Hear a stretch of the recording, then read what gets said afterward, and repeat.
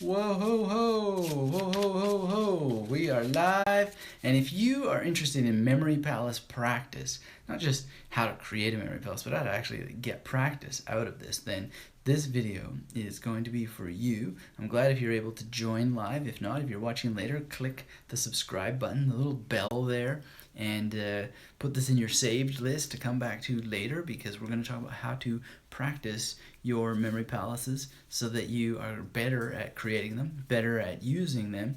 And I'm going to give you a little idea, because one of the best ways to practice your memory palace is to memorize playing cards, but you don't have to memorize playing cards. You can memorize other kinds of cards that will give you very good memory palace practice. So that's what we're going to talk about today. I see people are starting to hop on. Click that like button to show you're engaged, you're here, and let me know where in the world you are, what time it is, what you're thinking, and get ready to talk about the topic of practicing memory palaces.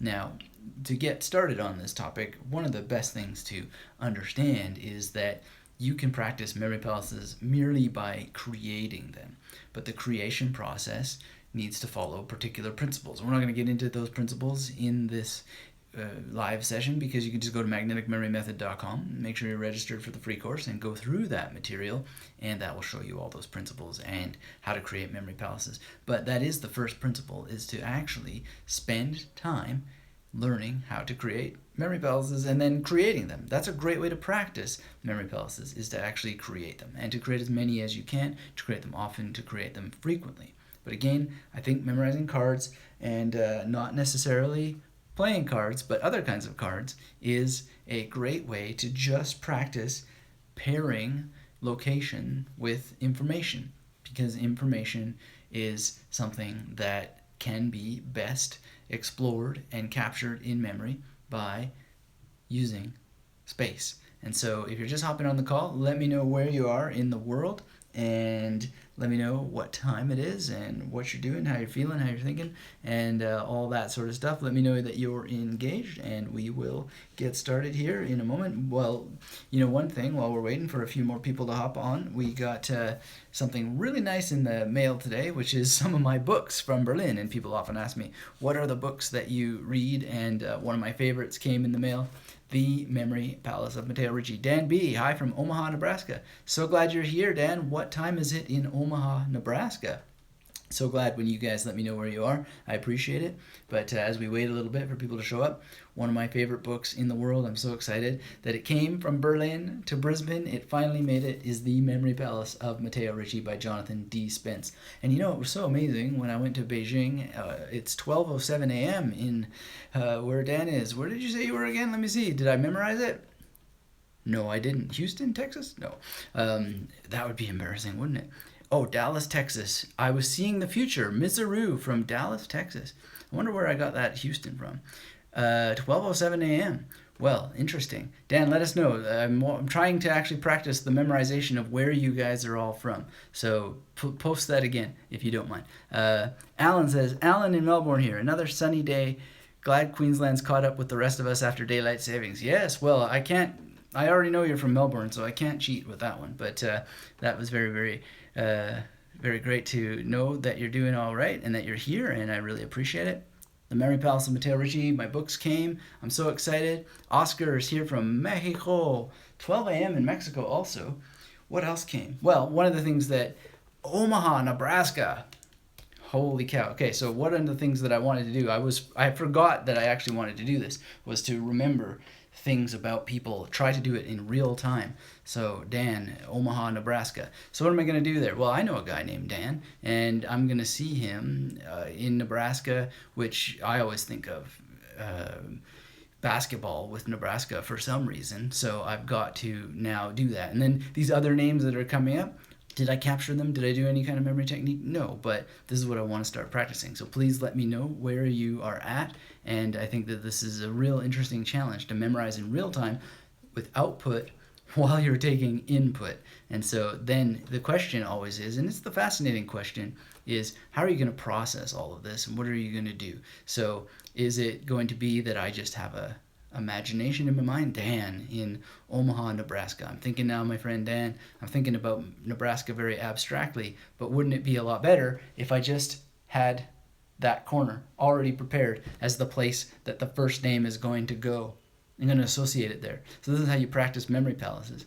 You have some kind of strategy. Alan says, what can you do with Melbourne? Well, okay, Alan, again, it'd be cheating because you show up on these calls all the time, and I really appreciate that. But Melbourne, I want to remember that Alan is here from Melbourne, so I'm going to see Mel Gibson fighting Jason Bourne, and you're Alan, so I know a guy named Alan, Alan Haig Brown, actually, who is a great Canadian author, and so I'll get him involved in there as well. So now we've got Dan from Omaha, Nebraska, right?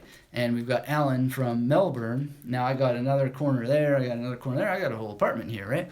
And so what I would like to start doing to practice memory palaces, to practice names, that's another thing I wanted to talk with you all about today.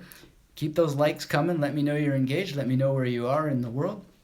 What I wanted to be able to do is actually in real time think about these things and see if I can process input and output at the same time. So as the information comes in, we're going to go from here to here to here and see what's possible. Because practicing memory palaces is something you have to do. And sometimes you have to have the fire on, right? You want to do it in real time. You want to actually give yourself a challenge. And you know what? If you make mistakes, it doesn't really matter. You're practicing the art of memory. It is an art. It is something that you practice, and you get better at it, and you get stronger at it when you do it. And one of the things that you'll find is if you're at a party, you're going to meet people. You're going to meet people in different places. You can use, that's a great place to practice memory palaces, is the place that you're at in the party. Just select the places, boom, boom, boom, and use the corners. Use parts of the room. Use exactly where you met them. So we got Geert Jan Thailand from Deutschenchem in the Netherlands. Okay, so this is like one of these challenges, and it's fading away. Deutschenchem, Geert. I'm just going to go for Geert, okay? And that name is already gone because I have to think about it so much. So if you post that again, I might have a second chance, but I'm just going to go for Geert. And what I'm going to try and see here, remember Metal Gear, that game, Metal Gear, and the Netherlands. Right, so if you post it again, I'll try and encode it a little bit more, but now I've got to get Metal Gear and the Netherlands somehow together, right? And I'm practicing location, practicing imagery. We got Metal Gear and the Netherlands. Netherlands is kind of a odd thing, like to come up with something. Well, we could have a net, right? And we could have that Geert is somehow Pratik from Delhi, India. Okay, so let's see. See, we're processing, coming in, juggling. Pratik. So what is Pratik? Well, we've got to come up with an image from this. So we got Metal Gear, something about netting her in the Netherlands. Didn't get the name of the city. It went by too fast, but that's pretty good. We got Alan from Melbourne over here, and we have Dan from, what was it? Oklahoma, Nebraska, right? And see, now this is why it's fading, right? Rohit, you're going by too fast. I'm talking here. Holy cow, I got to get another memory station here. Pratik from New Delhi, or something like that. Delhi, anyway, you said. But I didn't quite make the image fast enough.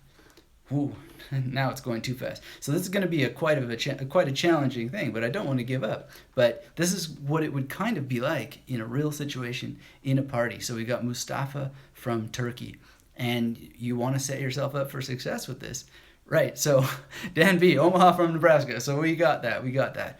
Pratik, Mustafa, there's a name that went past, and it didn't get encoded fast enough.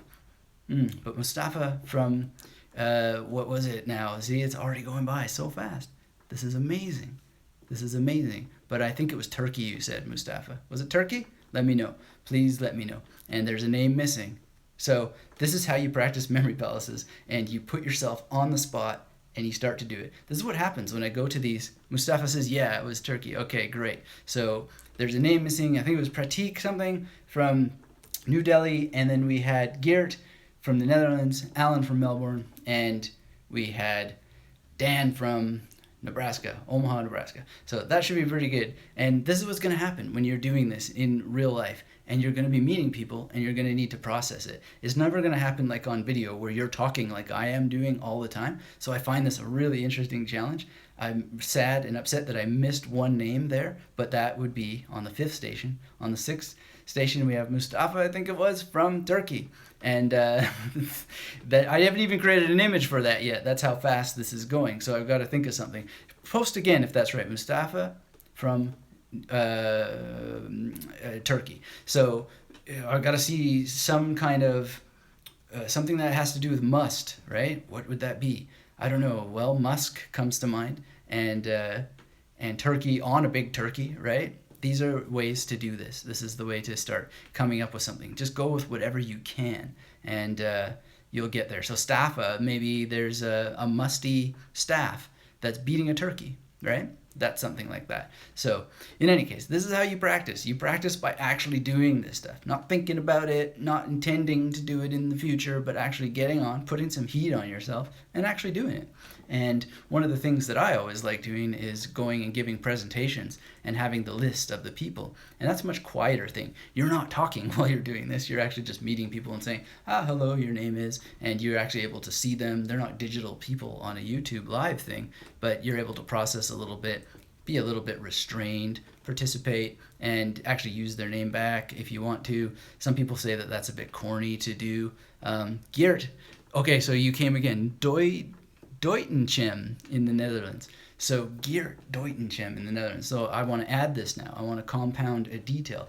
Deutenchem.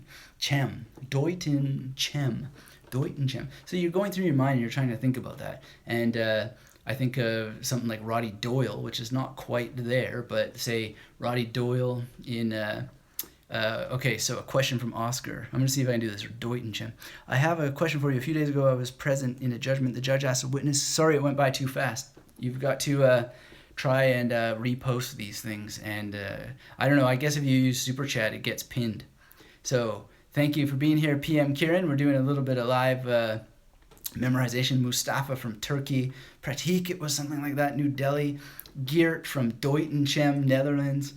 Alan from Melbourne, and Dan from Omaha, Nebraska, and we missed one because it went by so fast and I'm processing input and output. But this is how you practice.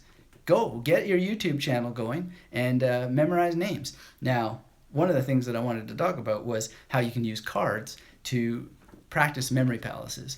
And cards you can make go by as fast as you want or as slow as you want, and you can do the same thing with locations. And if you have a system for memorizing, this is foam for me with sometimes I use the cast of the movie Fame. If you know why, then leave a comment because there's very specific reasons why. And then we have here, which is Jim Carrey in a gym. And, we can just start doing the same process, putting them in stations in a memory palace. And what you're practicing is the actual use of memory palaces in real time by memorizing cards. And it's really, really fascinating. It's amazing how much fun it is. And you're processing multiple pieces of information at the same time. Your spatial memory is involved. Your episodic memory is involved. Your semantic memory is involved. Even your procedural memory gets involved. Because I'm thinking of Deutenchem with Geert in the Netherlands, in Deutenchem, right? And so what kinds of memory are involved in here? Well, there's the episodic memory because I've got this thing where it's this Metal Gear character who's got a net over someone named her, and I didn't even really finish this Deutenchem thing. I think that this is right. Oscar asks, how can you remember information that actually you didn't want to remember, but now you need it? Of course, I know that's very complicated. Oh, so you're asking about actually stimulating recall. Well, this is an interesting question, and I don't necessarily have an answer for it, but one thing that you do is you practice being more present and aware in the present moment. Kind of like I'm doing right now. I'm trying to be really, really present and aware, and I'm just, maybe we'll add more names when people pop up or not, but keep those likes coming. Let me know you're engaged. Thank you all for being here. But Mustafa from Turkey, Pratik from New Delhi, Geert from Deutenchem, Netherlands, Alan from Melbourne, and Dan from Oklahoma, Nebraska. Dan, I got you. I'm using the song from Counting Crows, Omaha. Okay, Mizuru has a great comment there and a great strategy. So you're using something, you're practicing. Are you using, Mizuru, a location for that? That would be an interesting question. Anyway, the whole point is here, if you want to, Victoria Allen, hello from California. Hello, Victoria, thanks for being here. Mustafa from Turkey says, sometimes I get 6 words on one item, back, front, on, in, right, left. How to make this stick better? Well, let's deal with Oscar's question here first. because you practice, you get better at recalling things you didn't want to remember by being more present and more aware to the world. One of the things that I would do, you mentioned something about a court case there, and so I just would hope to not that anybody would that nobody would ever have to be in court for any reason. But if you want to in the future be more aware and be able to recall details better, then just practice your memory, use your memory. And there's a lot of your coffee sucks. Do you remember my name? Well, your coffee sucks. I don't know. Did you ever tell your name at the beginning? If you did, it was before I started encoding, and that would be interesting if you do say your name so that I can go forward. I actually stopped with Mustafa, but I believe there was someone named Victoria from California. Username dash. Not sure what you're going for. Your coffee sucks, but very interesting, and let me know more. Username star asterisk. Well, we can try and encode that. Pratik. I'm able to memorize names and concepts actually, but it's quite difficult to memorize maps. It's complicated while imagining something. Your comments are so big that they go by too fast for me to read. But maps, practice memory palaces. Practice pairing information with locations. It's as simple as that. Practice using memory palaces. Again, you practice memory palaces by creating them, and you go into the... Oh, Rohit, you were the fifth name. Okay, so that's great. I'm pretty sure you were the fifth name. That's good. So let me just think about it. Right. Okay, so yeah, just practice pairing location with information. And then if you want to get better at... oh, thank you, Rohit. You want to get better at this. If you want to get better at recalling your past, journaling is another thing that's very good to do. And... oh, we're answering so many questions at once, trying to memorize names live. This is intense. You guys are really giving me a workout. I love this. It's great. But the point being is you want to practice your memory at all times. You want to put yourself in situations where you do practice your memory, and then when you come up with situations, you'll have the solution because you're practicing the art of memory and you're coming up with solutions. You're coming up with solutions all the time. I'm coming up with solutions right now, live. I'm really putting my skin in the game, so to speak, because I'm trying to do something that is the most difficult memory challenge maybe that I've ever had. Because normally when I'm at events, I can buy more time, and I'm not actually talking, giving a presentation on live YouTube. And so it's a really interesting experiment to think about: is this possible? Is it possible to remember names as you're going along? Victoria Allen, was I right? You're from California. Is it better journaling by hand or typing on a software online? They say you can remember better writing things by hand. Well, listen, I think that not only is this... Victoria says yes. Okay, great. So this is working. But I also, as I'm talking, I have to be doing a little bit of recall. And when people want to know how that you are able to recall the information, what you're trying to do is you're getting all these different kinds of memories involved. So you're getting your working memory to juggle more information so that you can get it into long-term memory. And so you're using locations which are already in long-term memory. And then you're starting to get episodic memory going by creating a little story. And that story can be quite fragmentary. So Deutenchem, I think, is where Geert is from, in the Netherlands. And so it's like Metal Gear, something with a net. Her is too abstract, but I'm going fast, working on the fly, but I'm making a little bit of a story. There's an action there, right? It's like to get the Netherlands. And then Deutenchem, I still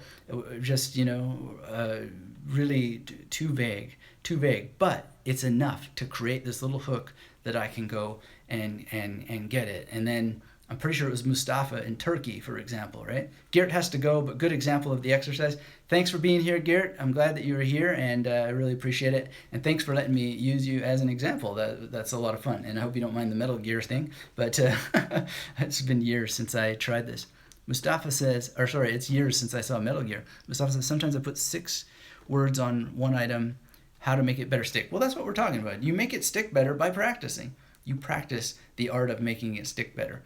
And so one of the things that's really great to do is cards, right? Because you can get multiple cards on the same station. You don't have to do 1 card per station. That's a great way to start if you've never done cards before. And it's a great way to practice spatial memory. Getting spatial memory involved in location, in space. You actually create little stories, episodic memory. Rohit asks, how about using movies as memory palaces? You walk through the scenes and place your words there. Yes, and if you go to Magnetic Memory Method and you look up some of the old podcasts, there's one on using series for memory. So if you use Google and you put in like Magnetic Memory Method and Breaking Bad, or Magnetic Memory Method and Deadwood, and you'll find that there's some training on that. On the podcast, there's a full article there. You can do it, but it's not going to be nearly as good usually for most people. Chandu says, hi Anthony, just joined. Are we memorizing cards today? Rohit says, thanks. You're very welcome, Rohit, and thanks for being here, Chandu. We're talking about cards, but we're talking about cards in the context of practicing memory palaces. So one of the ways you practice memory palaces, you create them, create lots of them. That's a way of practicing your spatial memory. It's a way of practicing your organizational memory, and you're able to... Your Coffee Sucks says, give me something random to memorize. Give me the link to your YouTube live channel and I'll show up and we'll be there making tests for you as well. So we can see you live doing the recall. But you want to be linking the material together so that you're able to practice these different kinds of memory, and that's how you get better. So cards is one way of doing it, because you're going to put either one card per station or more. Dan B says, can memory be regained after 2 years of depression and sleep deprivation? Would a memory palace help? Well, Dan, if I remember correctly, you're from Oklahoma, Nebraska, and that's over here. That's where we placed it. I had bad depression. I had real bad depression. I had very, very bad depression. And, we're going to pause on the questions here, Mustafa, so post that a bit later. But this is an absolutely... It is without a doubt one thing that you can do to find relief and to find the ability to gain back so much mental clarity. I don't make any bones about this. I have struggles to this day with depression. This is not medical advice, by the way. See your doctor. Always get proper medical advice at all times, and I'm not even proposing for a second that memory work would be therapeutic for purposes that need medical attention, although there certainly is therapy in many senses that I can, I'm covering my ass here basically with all this, but I don't want to give anyone the impression that they should use this in a medical sense, because when I had depression, I went and saw a doctor, and I went and I took the recommended pills. They weren't necessarily the right pills to be taking, and I don't take them anymore, but that's not advice for anybody else. But memory palace work, and I'm going to use that word work. I know that they say don't use the word work because that freaks people out and they don't like to work, but it's an art. It's an art. You do the work of the art and you get the results. And so what happened for me, and it happens for me to this day, is that with all the depression, with all the lack of focus, the lack of clarity, actually doing the work of memory creates energy, it creates focus, it creates interest, it creates a place to go, and it makes things easier because I'm able to actually have a hook, have a space in the world. This is why I don't use virtual or fantasy or TV series memory palaces that much. I do it for experiments and for fun and to explore, but it doesn't work that well because it's a level of cognitive overload that you have to create in order to even use the information. But you want to use memory palaces, and you want to practice memory palaces to the extent that you get good at just going from station to station to station to station, because you're not doing the work of recreating the memory palace. If you have to recreate the memory palace, this is not the whole point. This is not the art of memory. The art of memory is reducing cognitive overload. Using fantasy memory palaces, using locations that don't exist, you have to rebuild them in your mind more than you have to rebuild anything in the world that exists, that you've been to, especially when you use the magnetic memory method processes for creating memory palaces.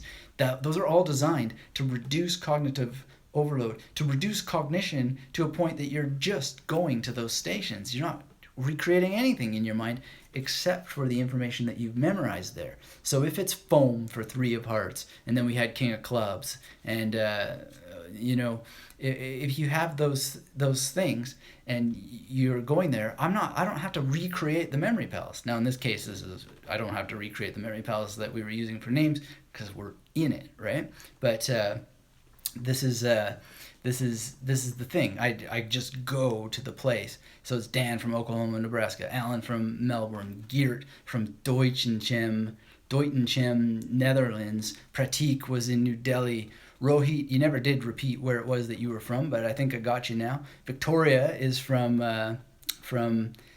California, and then there's Mustafa in Turkey, and someone who is username Asterix. Mizaro is also here as well. Mizaro says, thank you for explaining the pro and con of real space versus fake space, essentially, or virtual memory palace.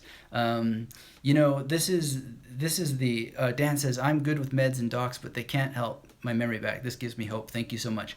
Well, listen, Dan, it's more than hope. It's something to do. It's something to do that will create much more pleasure in your life. And you can't be depressed if you are working on your memory. That's my personal philosophy.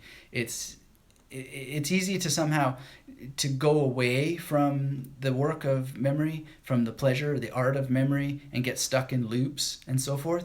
But if you have habit chains and you are using a memory journal, and you have that memory journal where that you see it every morning, not the question that came up about writing by hand versus computer. By the way, Victoria, I think it was, in California, this is research that is very well described in 59 Seconds by Richard Weissman. Dan, this is a great book that helped me so much. You should read it. 59 Seconds is such a good book. In that, he talks about the power of handwriting versus Victoria smiles. I guess that means I got it right.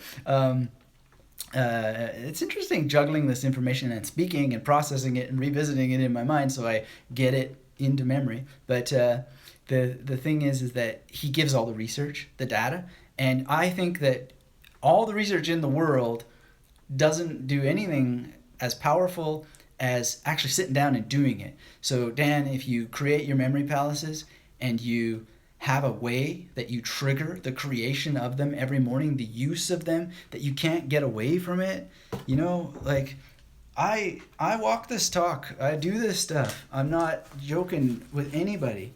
When I came to Brisbane, this is the Memory Palace. Memory Palace Journal. And you can't really see it there because it's worn out because it's in my backpack. I carry it with me everywhere. But it says Brisbane. And the first thing, what do? I made a Memory Palace. So the apartment that I'm in right now, right? And this right here is this room that I'm in right now. And why is this Memory Palace so good? Well, yeah, it's because I'm in it right now. But if I wasn't in it right now, this Memory Palace is as strong as it is because I took a second to draw the thing, right? In this particular case, what's very important about making your memory journal, and it's got little representations that are important to me, little memory palaces, right? It's impossible to ignore because it's exactly where I wake up. There's my memory palace journal. I'm doing Chinese, right? Where's my Chinese book? My Chinese book is over there. But, what am I going to do? I'm going to use my memory. I'd make it undeniable. You can't escape it because you've made the commitment to do it. So many of us, we want to do things, but we don't commit. And then when we don't commit, we never get to this habit or to the state of having habit chains where we trigger and we get to where we want to go because we're doing what it takes to get it done.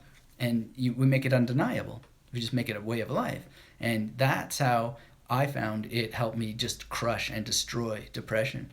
And, it's not like I don't suffer those things. I have this physical manifestation, but I do it. I show up to it, and it helps. And I can't be depressed while I'm actually doing it. And so how do I make sure that I'm doing it? It's never out of my sight. It's just part of my life. It's part of what I do. And it's healing in so many ways. So you practice memory palaces by using them, and you do it again and again and again, and you never give it up. You never let go. Victoria says, out of sight, out of mind. Your Coffee Sucks says, how do you make instant memory palaces for yourself while someone is giving you new information for you to remember? Your Coffee Sucks username asterisk. You want to go to magneticmemorymethod.com. Dan says, thank you. You're welcome, Dan, and thank you for that great question. It's an important one. I love these lives. Things just come up that I could never have anticipated, and I really appreciate that because, there's needs to be filled. Chandu says, won't you eventually run out of memory palaces? Well, as Your Coffee Sucks is asking, go to Google, magneticmemorymethod.com, impromptu memory palace. You'll see me walking around in a video. Download the MP3 and listen to it. But you'll see me walking around and we're just making a memory palace as we walk around. And there's several videos like that out there, and that'll teach you how to do it. And if you know how to make memory palaces just on the fly, then you can do it no matter what situation that you're in. And this is not a problem. It should never be a problem whatsoever because you are practicing the art of making memory palaces. There's no two ways about it. There's no reason why you can't do that. You just need to practice it. And then if you're going to do something like card memory, Jack of Clubs, there's a cheetah, then you're going to take that piece of information and you're going to stick it somewhere. And then you're going to be able to add information later. Like Geert was here, and then I missed things. Things were going too fast on the screen. He later came and added that he's in Deutenchem. And so Deutenchem, I can add it, right? Because I've got the basis, I've got the location, and I can add it. And you can add all kinds of things as you go along if you want. And if you don't want to, then you don't have to. But you can. But it's part of practice. Part of practice is adding additions. So one thing that you can do, if you know how to memorize a deck of cards, is you could make one pass through the memory palace, or if you're using a number of memory palaces, I'm doing some different card approaches in my recent practice. But one thing that you can do, if you were just doing one card per station, you can make one pass, and then as a challenge to yourself, you can make a second pass with, you shuffle the deck again, and then you go back and you do another pass. So now you got that cheetah in the corner, and here 4 diamonds is a mare, like a horse. Then you would have that on the same station, and then you're practicing compounding, you're practicing juggling 2 sets of information. It's interesting. And then, sometimes you'll get the same card on the same station, depending on how well that you know how to shuffle. And you got to watch out for magicians because they know how to shuffle without shuffling the deck at all. And that's always dangerous. But in any case, you can have an absolute amazing time. You can do all kinds of little ways to challenge your memory and so forth. But one of the things that I wanted to talk about with cards and practicing memory palaces is this whole issue of names and practicing names. And you can bring cards and names together. So one of the things that came with all my stuff from Berlin, I'm so glad that I finally got the memory palace of Matteo Ricci again because I want to read it again. And I've been, those guys who grabbed... oh, sorry, Your Coffee Sucks. You don't have to remember username asterisk. That was just a correction. I didn't know what I thought you were jazzing me or something. But I was just like, okay, whatever. Username. Oh, you wanted me to remember Your Coffee Sucks. Okay, I was focusing on username asterisk. Oh, well, whatever. All fun and games and good at the end of the day. It's all memory practice and hopefully memorable at some level. And it's only memorable if you use it. Your Coffee Sucks says, yeah, okay, well, that's good. Mustafa, do you use the same station for different purposes, like different languages or names and a language? Yeah, well, you can. I mean, that's part of memory practice. There's reasons why you don't want to sometimes. There's memory palaces I'll never use again, right? Because I want them to be pure. I want them to hold that information. I want them to be for that purpose. But there's other ones that I use again and again and again, just by design. They are meant to be reused again and again and again. This thing about bringing cards and names together. This is a deck of cards that has wrappers. And it has when they were born, what their names are, their aliases, like numbers of names that they have. DJ Danger Mouse, for example, whose dates are the 29th day of the 7th month of 1977, and his real name is Brian Burton from Pelican City. He's also goes by the aliases Danger Doom and Gnarls Barkley, and he has a gangsta factor of 0. Now, I don't really care that much about rappers or anything like that, but when I saw this, I thought, well, this is a cool alternative to cards, and I think I'm going to tell some people about it because people, card memory is a good skill to pick up because it helps you remember abstractions And again, you can do all kinds of stunts where you practice uh, multiple kinds of information on the same station, even though it's the same kind of information. It's different images that are just sort of arbitrary. Like cards are arbitrary. It's totally arbitrary that the seven of spades is the seven of spades. You know, like there's a kind of a logic to it, I guess, if you think deeply into it. But there's no reason why that the spades should be spades. It could have been like in the tarot. It could have been something else, right?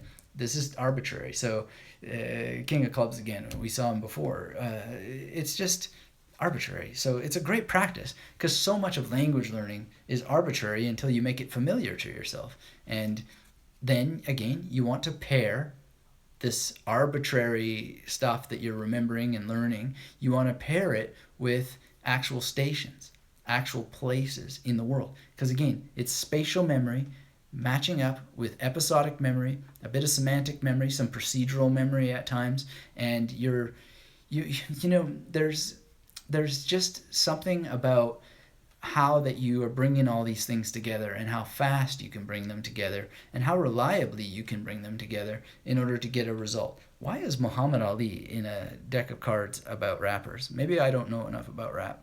Maybe Cassius Clay did rap. Did he? I don't know. Anyway, now I can learn something. Now I can look up something on Wikipedia. Did Muhammad Ali rap?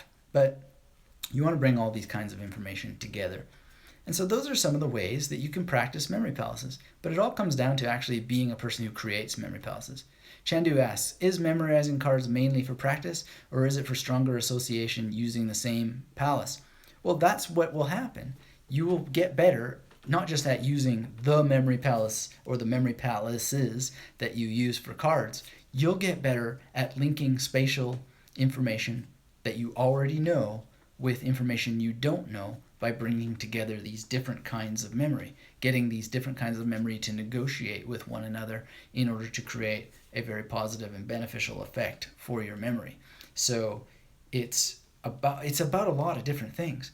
I think that card memory is a fundamental skill that does not need to lead you to having competition. I mean, it's used in competition, and it's used in competition because it is quite an incredible feat. And when I sat and competed, I was amazed by the whole process. I was amazed by how it felt. I was amazed by the limitations of what I was doing and how I was operating. I still think that way is a very, very good way of memorizing cards, but it's a way of practicing cards to get better at pairing information that's abstract with locations. It's a way, even if you just practice with language learning, right, you can still get better at language learning by having something like cards on the menu. And what I often like to do is memorize some cards and then go into vocabulary. Because there's something about anything that involves creativity, is you don't want to go into creativity cold if you don't have to. So what you do is you practice for even just a quarter of a deck. And when you have a quarter of the deck down, then you go into the target information that you want to memorize. And then you can even have a cool down. So you take your mind off of what it is that you were memorizing and you go back to cards, or you recall the cards that you memorized. You don't necessarily have to have recalled them. And you just check. This is really great. It puts a frame around what you're doing. And again, one of the things I wanted to share, because it just came to me here in Brisbane, these cards, these wrapper cards, I just wanted to share that there is an alternative out there. Chandu says, I think it would also help in playing card games like Contract Bridge. Absolutely, absolutely. So everything that you practice in your memory will help. But the question is always, do you have a memory project? Who here has a memory project? You're actually actively memorizing something. You're learning a language or something. Victoria asks, how do you use cards with languages? Well, there's different ways. I mean, the one is just the raw. Mustafa says me. He has a memory project. What are you doing? Say more. But back to Victoria, you can use it just, okay, so Mustafa's learning Japanese. That's an amazing language. So I assume you got the hiragana, the katakana, and kanji and stuff. Oscar says, I do it, with a big exclamation mark. Awesome. So glad. So what are you studying, Oscar? So Mustafa, I got to remember now. So it was a musty staff on a turkey, and now I want to associate Japanese with you. So I'm going to see the hiragana and the katakana. Alan says he's learning Italian, so now I got to add that on Melbourne over there. So what was it that I used? It was Mel Gibson fighting Jason Bourne. That's what it was. So now we somehow got to get the Italian boot in there. So I remember that. Mustafa, you're doing Japanese, so all this. Oscar, you're increasing your English vocabulary. You came in, well, okay, so I want to remember that. But, this is the thing, is that Victoria from California, is asking how cards can help with language learning. You'll make interesting discoveries by doing it, and there's not necessarily a direct answer, because part of it is just that your memory gets stronger. Your memory gets better. You get better at creating images. So if you can instantly see this is the five of spades. If you instantly see the tail of a dog, a particular dog, then that is a skill in and of itself that translates directly to being able to look at a word and see another image. Because when you see this, okay, we've got this guy coming up again and again and again. But when you see, here, finally we get a different one. When I see this and I see Wyndham Lewis, this is a skill, right? And it's a skill that directly translates to being able to see a word. I don't know, let's see, this is a thing in German here. Ein Wert von seiner Karte, der Mitspieler nennen nun die. I don't see any words here that I don't know. But let's pretend that there was a German word here that I didn't know, and I'd be like, I can come up with an image better for that. So, like Mustafa, I had to think a little bit. And then we had this Deutenchem, I think it was, and I just still don't have a complete image for that. But that was Geert in the Netherlands, and, even just half images. It's because that I've practiced this, just seeing a nun every time that the Queen of Spades comes up. Queen of Clubs is a chain. It's also Chin. It's also Fat Bastard from the, I can't even think of his name at the moment, Austin Powers movies, right? So it's two things. Some of my cards are actually two things. All of that lends itself to being able to pick up, holy cow, do I really have to do Chinese again today? And being like, these words are so obscure, but still having images, because you're practicing the art of creating images, pairing them with locations, and then practicing recalling them, decoding as it's called in the science, to bring back that core information so that you are overcoming the forgetting effect, and you're able to have better ability. You have better ability to juggle information in your mind, so it gets into long-term memory, because you know about the primacy effect, you know about the recency effect, you know about serial positioning effect, and all of these things, you're manipulating them. You're stacking the cards, so to speak, in your favor, and that's the benefit for language learning. It's like a boxer. Boxer's box. Hey, we saw Muhammad Ali, Cassius Clay, on one of these cards. I've got to figure out why he's a rapper, but why he's in a deck of cards with rappers. But, boxers skip, and you don't know why on earth that they would do this necessarily. And when you see them in the boxing ring, you don't necessarily see them skipping, but they get the dexterity, they get speed, they get endurance from it, and so it's skill that translates. Now, to answer your question, Victoria, a little bit deeper, an unexpected thing happened on the way to the forum, which was when I started with Chinese, and then this whole thing about the tones. Oh, the tones are so complex. Well, guess what?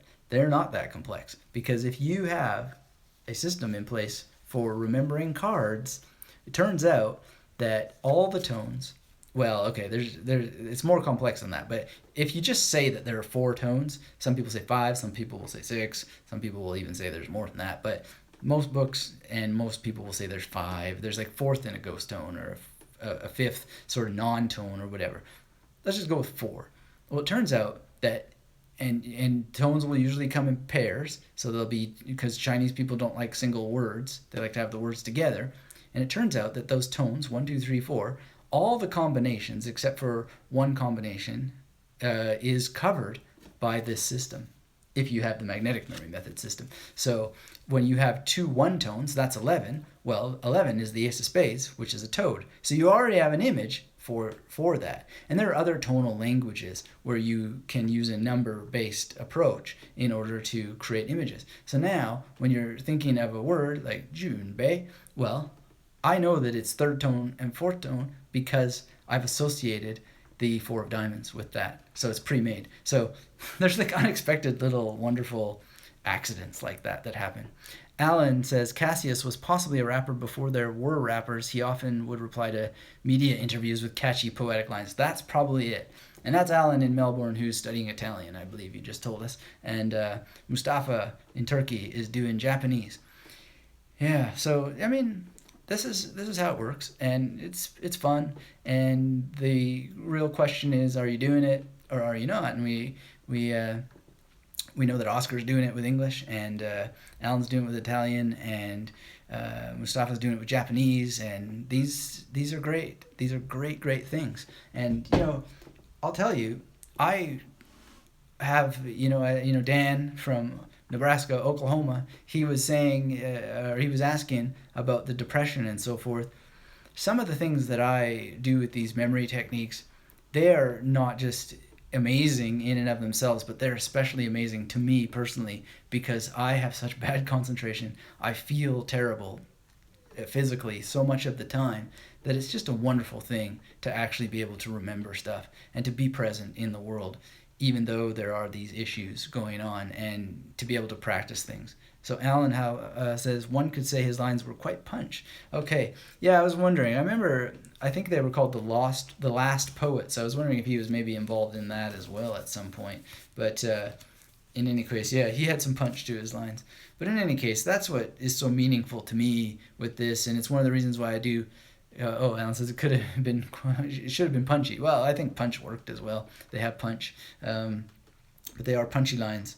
But the thing is that it's so precious to me, and it's one of the reasons why I do the work that I do with such force and intensity. Is this stuff saved my life? It saved my life, without a doubt.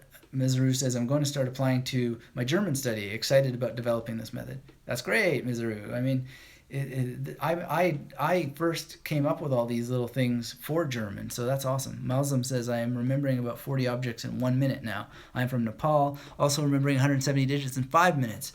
That's so awesome. Thank you so much. Oscar says, Anthony, can you post the names of your books, your personal library that talk about memory? Well, yes, I can. I can do that. And, I have, if you just search Amazon and my name, you'll also see all my books because most of my books are about memory. There's very few. Even my novel, which a lot of people don't know about, but there's a novel I wrote called Lucas Parks and the Download of Doom. Well, that's about memory too. And there's a novel, I never get around to releasing it, another one I wrote called Electville, which is also about memory. And it's not going to teach you how to use your memory or anything like that, but if you like science fiction, yeah, Lucas Parks and the Download of Doom, I think it did quite well when I did release it, and was promoting it and letting people know about it. And the audiobook is hilarious. It's really funny. The guy who narrated it is awesome. But most of my books are about memory one way or the other.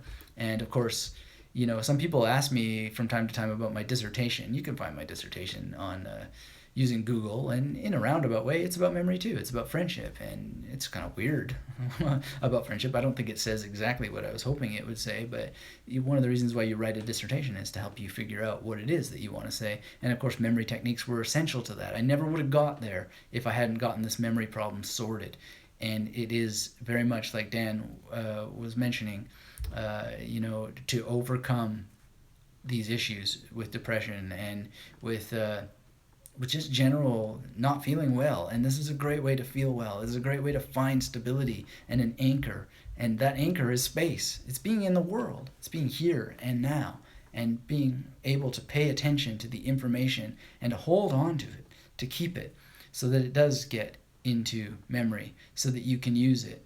And if I wasn't paying attention and if I wasn't doing something, I wouldn't be able to talk about Victoria from California and Mustafa, who's learning Japanese from Turkey, and Rohit, I don't think you did repeat where it is that you were from, but Oscar's here with English, and Pratik was here before. I think I might have that pronunciation wrong, but you were from New Delhi, and Geert was from Deutenchem in the Netherlands, and we have Alan, who is in Melbourne and is studying Italian, and Dan from Oklahoma, Nebraska, right? So I wouldn't be able, I don't think most people would be able to do that anyway, but I would especially not be able to do that because just tired, depressed. I have arthritis raging through my body. I try to work on it every single day. I'm not going to give you a sob story, but I've got so many barriers between me and the world that I just think it's the most miraculous thing in the world to be able to have these techniques and to be able to do something,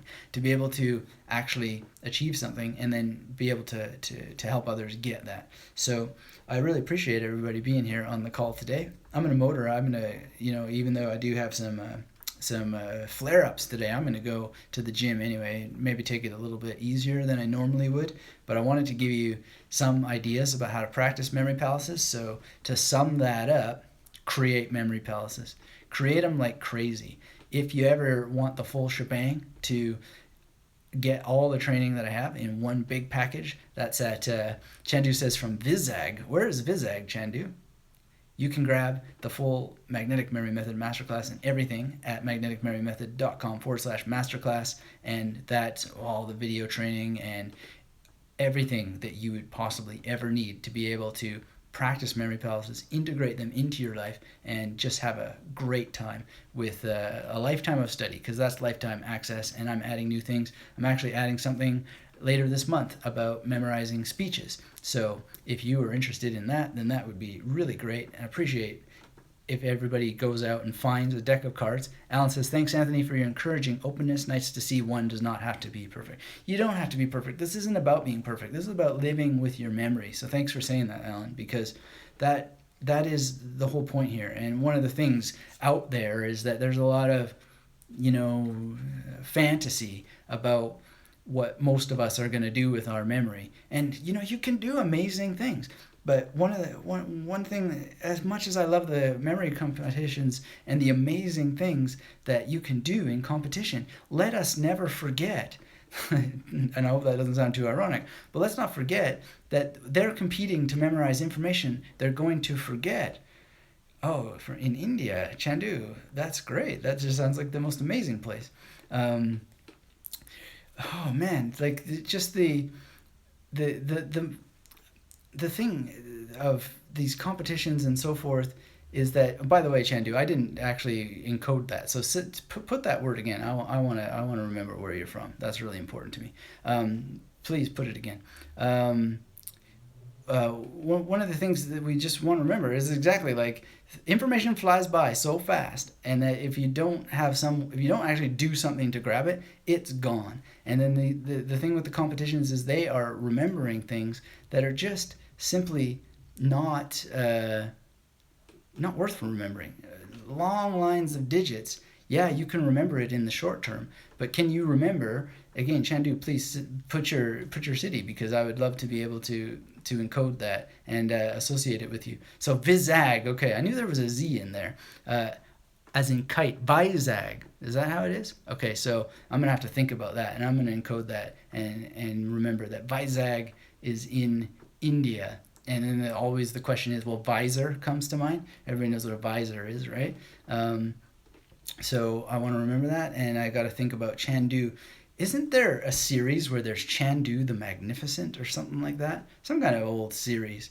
And he would have a visor, but it's Vizag, I think you said, is the name of the town. And so, in any case, this is information that I actually want to remember, right? It's very different than the memory competitions. And as Alan is saying, it's not about being perfect, but it's about being attentive to information that can actually make a difference in your life. So if I ever meet Chandu in the street and be like, Chandu, how's it going in Vizag? Or Vizag, I want to have this Vizag with the German thing, but I'm sure it's not pronounced that way. I'd love to hear how it's pronounced in Urdu or Hindi or whichever of the many languages that are there for it to be. And I want to, see Mustafa and say, hey, how's things going in Turkey? And how's things going with your Japanese? And if I meet Alan in Melbourne sometime, I want to be able to say, how are things going with your Italian? I want to remember these things. And that's a very different skill. Telugu, Chandu speaks from Vizag. Vizag, sorry. Oh, no, it's kite, you said. Vizag. So it's got to be Vizag. So that's great, by the way, that you said kite, because that's an image that makes it easier to remember. So it's great. And so how am I going to remember this, by the way? Well, it's not that I'm just going to sit here and repeat it on this call over and over again, but afterwards I'm going to write it down in my memory journal, right? I'm going to think about it. I'm going to process it. I'm going to go from place to place to place. And by process it, to go back to Victoria from California, it's getting it into writing. And I'm going to do it by hand, and it's going to be in my special place, which is my memory journal. And I'm going to write down things like it's kite for Vaisag. And I'm going to look up Vaisag. I'm going to see where it is. And I'm going to learn a little bit about Telugu. I don't really know anything about it, I've just come to realize. And like, this is how you grow in life. You ask people where they're from, and you learn things about them, and you remember them. And all the while, you're practicing your memory. You're practicing memory palaces, because everything I've just done is linked to a location. It's linked to a location. And the only weakness, and this is a weakness that comes, is that I have a place where Chandu and Vizag is, but it's just a little bit too floaty.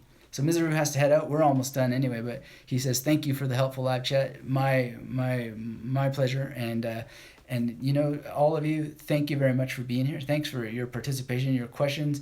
I really especially appreciate Dan's question from Oklahoma, Nebraska. Thank you guys too for those of you who repeated the information so that I was able to encode it and to work on this project, because this is an experiment to see what can be done. And you know, I'm slightly influenced here, well, I wanted to do it actually before I saw it, but Alex Mullen doing stuff live on TV with Brain TV, what I really like about that is that it's less championship abstract material that you couldn't use, but it's actually like flight information. So if you haven't seen what Alex has been doing with the Brain TV in China, like, they're actually memorizing information that you might want to use in your life at some point. So that's really cool.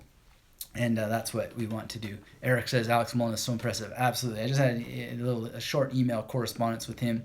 Looks like we're going to be in a book together. Mustafa says, thank you. You rock. Well, you rock as well, Mustafa. And good luck with your Japanese. Quite frankly, keep using memory techniques. You won't need luck, because there isn't any luck involved. There's just sitting down and doing it. And Victoria, definitely check out 59 Seconds. I think that's a recommendation for everybody. Also Dan. Because it's a very, very powerful book. It has all the evidence about why using your hand to write is superior to typing. And, you know, at the end of the day, be the scientist in your own life and see for yourself if you feel a difference. I think you will. And the other thing is that is a powerful point from that book, is that you're going to have absolute amazing boosts in memory if you journal about your day, because we pay more attention to what's going on in our lives if we write it down later. Just a couple sentences about what you did, and you'll find that your sense of time expands. You'll have more time to enjoy, more time to reflect, and you'll spend more time in enjoyment and reflection. Throw a bit of meditation on top of that. Do some memory. And Dan says, thanks so much. You're awesome. Thanks for the guidance and the openness. My pleasure. I hope it helps. And keep me posted. Send me an email sometime how you're doing. And Oscar says, yes, I agree. I do it. Keep on doing it, because it's just such an amazing thing what you can experience in life. Life can be so amazing. And I don't mean to be a drama queen when I say, oh, I'm suffering, I'm in pain today because of the arthritis, etc., etc. But that's just a reality. One of the ways I'm just able to deal with it is by living this life of memory, by using memory techniques, by experiencing that miracle. And you got to earn that miracle. And it sounds like several of the people here with us today on the call have been earning it and are reaping its rewards. And if you come to a tough time, you're like, oh man, this isn't working, just step back, find something easier to work on, and then move forward a little bit. Because the last tip I'll give for you today, whoa, someone just took a like away. Whoa. Wow, I wonder what I said wrong there. Interesting. Oh, it came back. The whole like dynamic I find so interesting. But I appreciate you all for being here. And even if you don't like it, I appreciate you being here as well. That's great. The thing is that the last tip I'll give for you today is the secret. Oscar says, I write the important things in my agenda. That's great. I mean, any place that you can use the power of writing, very, very good. That's amazing. But the thing is you want to, in your memory practice, you want to, whatever you're doing with memory palaces, Chandu says, took a like away. Yeah, one disappeared and then it came back. And it's, I don't know, interesting dynamics with the likes. But, the reason I like the likes is because it tells YouTube that people like this, and then YouTube shows it to more people. So your engagement actually helps spread the good news about memory techniques. And, coming back to these videos, watching other videos, going to the website, downloading the podcast, all that stuff, it's all metrics, and it just shows all the kings of the internet that you're engaged with this material, and then they want to show it to other people, and that spreads the message. It spreads the good news about these techniques, and it enables me to share things with more people, like 59 Seconds by Richard Weissman, and my experiences that have helped so many people, and I want to continue growing how it helps people. So I really appreciate all that engagement. And it's the power of small numbers. Small numbers are real powerful, including just memorizing a small number of names on the fly once a day, or however the case may be. Cards. It doesn't have to be the whole deck. You don't have to have the whole deck, and that's what I wanted to get at, is do your memory work in such a way that you are challenging yourself, but not challenging yourself so much that you're frustrating yourself. You just scale it back to where it's manageable. So the challenge is helping you grow, but not to the point that you're not growing, because you need challenge, but not the challenge that's so high that you're just not doing anything at all because it's just too frustrating. So stay away from that, and keep this nice balance between keeping yourself challenged, but not to the point of frustration. And then you'll get steady growth. And not like this, okay, here's where I am now, and then boom, to expertise. But you'll get this kind of growth. And that kind of growth is the best growth of all, because you're finding ways to deal with your plateaus and to keep growing. And you're finding ways to deal with challenges, and you keep growing. And over time, it's just impossible to fall back to zero. You won't be able to fall back to zero. The only way you could ever fall back to zero is you just can't, because you're on this upward journey. You're doing it. And one of the best ways to do it is to practice memory palaces. So to sum that up real quickly, you practice them by making as many as you can. You never have to run out of them. Just go and find my podcast on how to find more memory palaces. Make sure you have the magnetic memory method worksheets. Use them. Fill them out. Once they're filled out, print them out again. Fill them out again. Just keep doing it. And then practice. Practice with cards. Cards are great for practice. They're great because the residual effects travel to anything else that you want to remember. You're able to see images very, very clearly in your mind. And if you don't like cards, you can do all kinds of things. If you don't like playing cards that are abstract, you can get Trivial Pursuit cards. You can get cards with the dates of rappers. You can practice with anything. And Bewix Martinez says, do you have material in Spanish? In the language of Spanish? We're working on that, and that's coming soon. So please stay tuned for that. In the meantime, if you don't mind a little bit of reading practice in English, or you want more videos, again, if anybody wants the full shebang, you can go to magneticmemorymethod.com/masterclass. Appreciate all your support. Appreciate everyone for being here. Victoria from California, and Victoria says she's trying to learn Spanish. Well, Victoria, there's a book called How to Learn and Memorize Spanish Vocabulary, if you want just a starter program. For Japanese, there's a course that is probably not useful for you anymore, but it's called How to Learn and Memorize Hiragana, and it's got different names depending on what store it's in, but it gives you some clues on how to take that to the level of the kanji, but you are probably more advanced for that. So I would definitely recommend the masterclass. The masterclass is the solution, and find your way into these techniques and make it a study. And if that's the place you choose to do it, I'd be delighted. That helps me continue helping you. And so that's magneticmemorymethod.com/masterclass. And again, thanks everyone for being here. Victoria, Mustafa, Turkey, studying Japanese. Rohit was here. Praktik, I never did quite get the pronunciation, but New Delhi. Gert from Deutschen. Oh, I'm losing it now. Victoria says, when is the next live episode? That is going to be when I next do it. I'm not sure. Deutschem in the Netherlands. And we have Alan from Melbourne who's studying Italian, and Dan from Oklahoma which is in Nebraska. Who am I missing? I'm missing username asterisk, whose name I never did encode. And we also had Okay, so what was that again? See, I was starting to not encode as strong as I would. So Oscar Urbana. So yeah, Chandu from I want to say Vizag. Vizag, right? Vizag! Chandu, thanks. That was great. Chandu from Vizag. Victoria's got it. Awesome. Okay, so you can see that, you've got to pay more attention to it. You've got to repeat. And one of the reasons why Chandu from Vizag was not as easy as the rest is you can see it's exactly this manipulation of repetition. Like the short-term repetition, at least 5 times, right? As quickly as you can. And you've got to have primacy in mind and recency in mind and serial positioning effect in mind. And again, if you want to learn all that stuff, and you also got to have the balls a little bit to actually go out and do this stuff. And the more that you challenge yourself, see, I don't feel frustrated. I might feel a little embarrassed because I'm not doing what was it, Deutschem? But this is how it works. It's how you get good at these things. I've been a magician for a long time. Victoria Allen says, thank you so much for helpful advice. Well, you're welcome, and thank you for being here. And thanks for letting me know that you're from California, so I had an extra thing to memorize there. But this is the thing with magicians. Those magicians, they do those crazy things.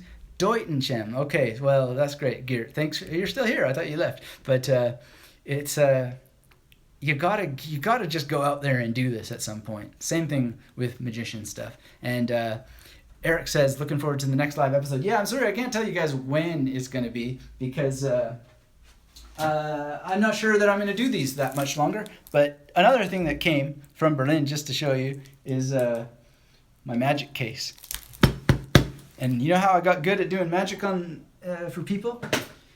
I just did it. And the odd time you make mistakes and so forth, but you just sit there and you go, and you're memorizing people's names too when you're doing stuff. You're saying, pick a card. Victoria, where are you from? Victoria, did you say you're from? Oh, California, right. Well, that's an interesting card that you picked. You get good at it and you don't worry about it. And that's what I want to encourage you all to do with your memory is learn to be relaxed. It's one of the key things that I have included in the training is how exactly you get yourself relaxed. Not worry about the consequence too much because you're not in a competition. It's not a memory competition. And the odd time that I make these mistakes and I don't encode something because it's gone by too fast or something like that, when that happens, you just say, you know what, I'm someone who practices my memory. It went by a little too fast for me. Would you mind repeating that so that I can actually practice my memory? That's all it is. And it gives you an extra chance. You're not buying time. You're just telling people what you're going to do. Danby says you're going to stop these bummer. Well, I'm not sure how much longer I'm going to do them, but I'm always experimenting. And there's one of the reasons I want to entice you all to be in the masterclass is because there's many, many more benefits for that. So I'm not trying to sell things or be a pitchman, but at the same time, I'm not embarrassed to say I've got much better things than this going on for you. So if you're interested, that's there for you. And there are things coming for the people who have taken up this training and kept involved, and it's going to be incredible. And I want you all to be involved as well. But YouTube Live, I'm not too sure about it. So Vince from UK is listening in. Well, you're just hitting the end, Vince. I hope you can catch the next one when the next one comes. I'm not announcing yet when that next one's going to be, but if you want all the latest news, then definitely make sure that you are subscribed. Danby says, haha, well, check it out. Okay, well, thank you, Dan. I really appreciate that. And again, this is not like a big pitch or anything like that, but I do want people to take this full training. It's guaranteed for a year. You know why I make it a guarantee for a year? Because I can. People really, really benefit from this, and it's just a no-brainer for me to make people relaxed because being relaxed is a huge part of the training. It's how that you're able to actually get the results. And if people are like, oh, I got to consume all this like the other people in 30 days or 60 days or whatever, you're just going to be stressed and strained. You're not going to get the results I know you can get. Now you got to put a barrier on things at some point in order to run a business and so forth. But I give you that year so you can just have your peace, take the training, and get through it and do something. So if you're interested in that, then that's there for you. And there's going to be more things in there that are for the people who are in there. And that's the rationale. Anyway, I'm not the greatest salesman in the world. I'm just honest and open with people, and that's just the way I like to do things. And if that means less people come in, then that's the way that goes. But I really, really appreciate everybody showing up on this call, and I'm going to do them when I can. But like I said, it's an experiment doing YouTube lives, and I do have a lot of physical pain today, so I'm going to go to the gym, see what I can do to work it out, and get a little something to eat and get some water, because people are always asking on the podcast, or they come to me and they say, would you be interested in hawking some pills, some supplements on the podcast? And I say no, absolutely not, because I look at their research and they have 0.2% advantage in verbal memory. And I just think, oh my goodness, if you just drank some water more often, that dehydration in your brain will make your brain not so dehydrated. You'll remember more, probably by default, because your brain isn't starving for water. So, and you can get a lot better than 0.2% verbal advantage by just using your memory. Using your memory optimized for health by drinking water, eating properly, not eating stuff that poisons your brain. Think about that stuff. That's amazing what you can do. So I really do my best to make sure that information about how to do that is in the masterclass, and there's a full course there called Memory Destroying Foods and What to Eat Instead. Anyway, that's it for this call.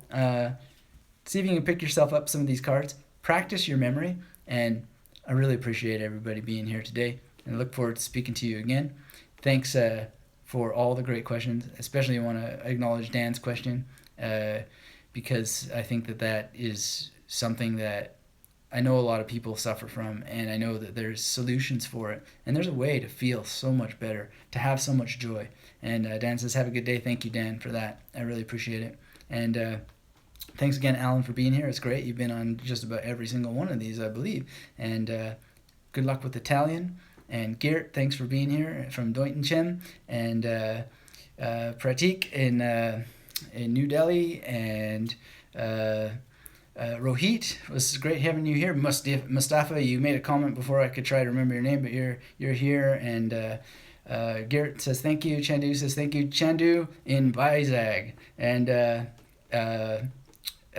Victoria, was it Victoria? Yeah, I think Oscar in Mexico and Victoria in California. I think I'm losing the Victoria thing here now. Now somehow I think I got that wrong. I'm getting tired though. That's the one barrier to your memory is you get tired, and I'm getting tired. So thank you so much for being here. Oh, Victoria Allen says yes. Okay, so I'm vindicated. But I will caution you that you can get tired, and if you do these stunts at parties, and you don't want to get embarrassed, and you don't have to show off. You don't have to show this off. And in some cases, it's better not to. Sometimes it's better just to have your private practice. And one of the things that I wanted to do with these YouTube lives was to practice a little bit, to see, because I was at a meeting yesterday. That meeting was great. I remembered lots of names. I remembered everybody's name, and it was real. But then I just thought, and I was thinking about it in the previous YouTubes, but I wasn't really doing it. And I thought, this would be interesting to see what it's like. Can you actually just keep on talking and actually remember things correctly and fit everybody in a limited set and whatnot, and then you get tired and you start doubting yourself and so forth. And that's one of the things that happens when you live a life of memory is you come up against, whoa, can I really pull this stuff off? Can you do it? And the reality is that you can, and with practice you can do even more. And if you are well fed, you are well rested, you're well hydrated, and all the good things that you need to be, then you'll amaze yourself. And one of these days I'll tell you the story of when I competed, and it was the last time I drank alcohol, except for a little sip that I had at a Hebrew party. And Or I didn't know there was alcohol in the glass, but I only had the tiniest little sip. But I decided never to drink again after that. But I showed up at a memory competition and wound up competing, and my body was filled with so much fire. I was so hungover, and I was so tired. I was jet lagged like you wouldn't believe. And oh man, I impressed impressed myself beyond belief. I'm not sure how many other people were impressed, but well, the guy I competed with was impressed, and we were competing for money to charity, and it was a lot of fun, and I love that kind of stuff. But when you're practicing, when you're learning, you don't have to put yourself on the hot seat. You don't have to impress anybody. You have no one to impress but yourself. And so put these techniques to something that's going to make a difference in your life, and have fun with them. They're so much fun. And so find information that you'd like to memorize and work with it. And my book recommendation for the day is The Memory Palace of Matteo Ricci. And well, if you enjoyed this presentation and you happen to grab the masterclass, tell me that you were here. I'll send you one of these.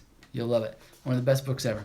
Thanks for being here, guys. I really appreciate it. And until we speak again, keep yourself magnetic and visit me over at magneticmemorymethod.com. And the link again, thank you, Victoria, for being here. The link again for the full masterclass is magneticmemorymethod.com/masterclass. Love to see you, and have a great day. And if by the time I get back to the gym, your name is in there, I'll send you a couple good things actually. But this is a beautiful book, The Memory Palace of Matteo Ricci, Jonathan D. Spence. Get it anyway. You'll love it. It's amazing. Take care. Talk to you soon, and until then, keep yourself magnetic. Bye-bye.